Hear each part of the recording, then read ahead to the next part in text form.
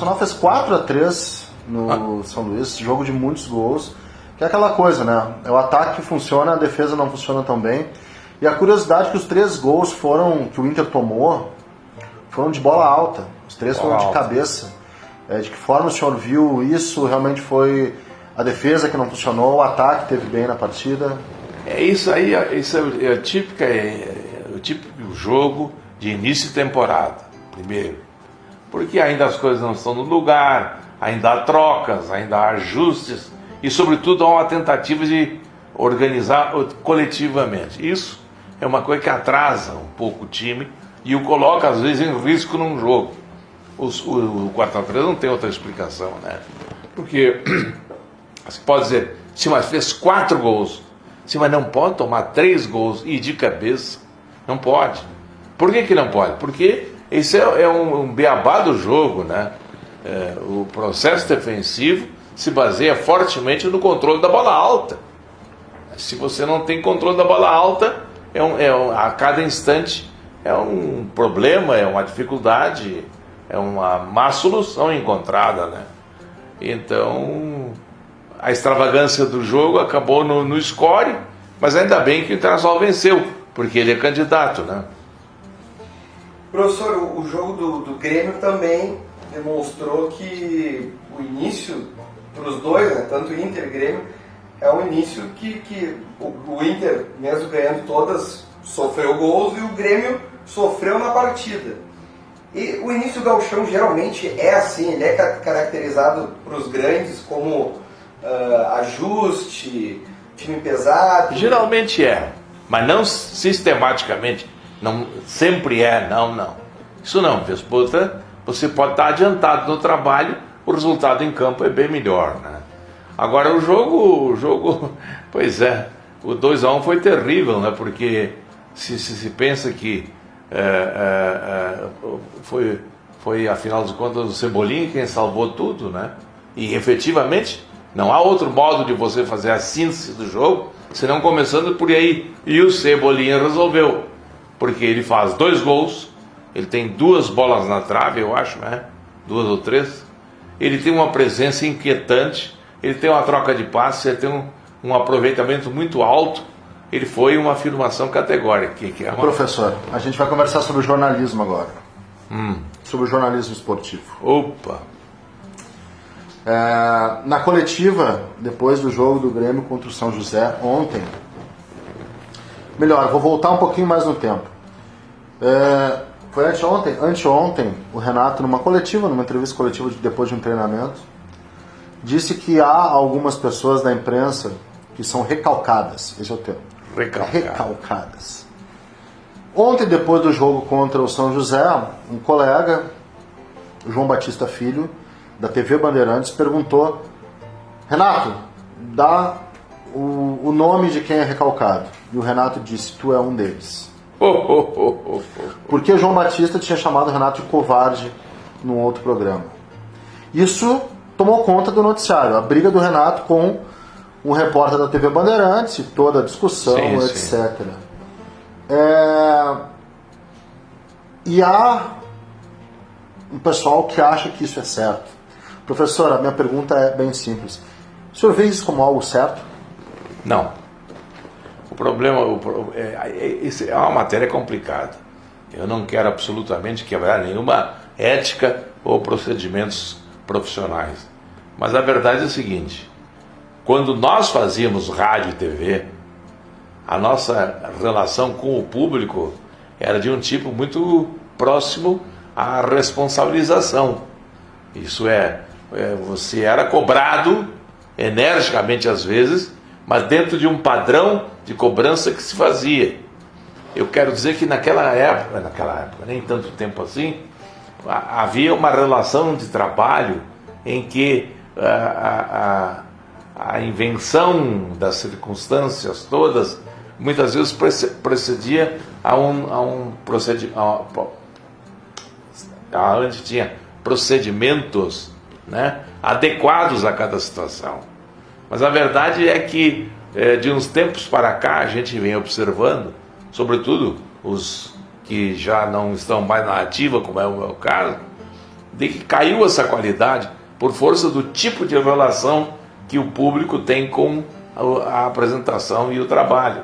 Então observa-se, por exemplo, que era comum quando houve vários incidentes, e houve muitos incidentes na geração passada, e que foram agravados até pela necessidade de posicionamento e assim por diante, mas havia um retorno a um padrão de trabalho que esse que era o que prevalecia. Hoje eu estou notando que gradativamente nós estamos caindo na conversação, nós estamos caindo assim na troca de ideias mais rápidas, nas provocações, e em consequência caiu a qualidade geral. Hoje é difícil você localizar os assuntos pela qualidade deles, senão pela contundência que eles possam ter. E isso efetivamente é um problema. E é um problema de solução muito difícil, porque passa pela questão essencial da imprensa, a liberdade de imprensa. A imprensa é livre para promover os seus entendimentos.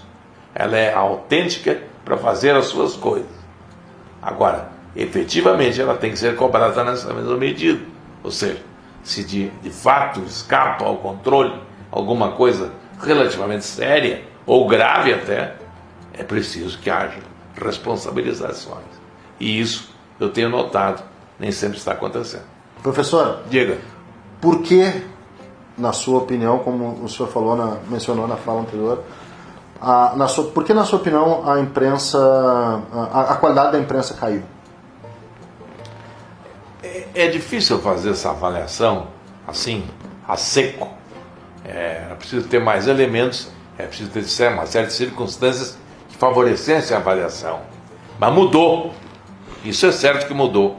Mudou muito a relação de quem apresenta programas, discute questões dentro do programa, e o público em geral. O público também hoje tem outra exigência. O público hoje é formado muito pela TV. Ele tem uma visão de coisas que se pode ver, que se pode examinar, e não só ouvir.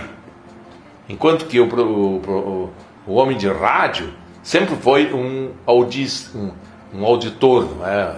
Um sujeito que ouvia, que prestava atenção nessas coisas.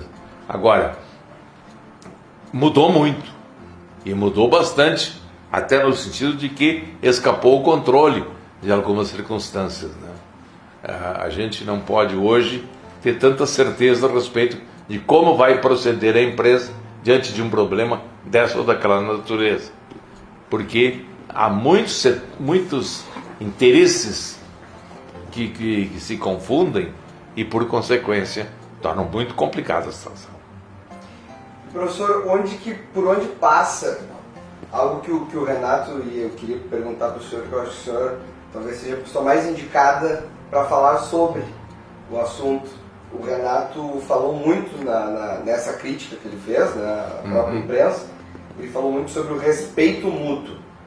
Por onde passa o respeito do jornalista para com o entrevistado, para com o técnico, o jogador, para com o esporte, professor? Onde que está esse respeito?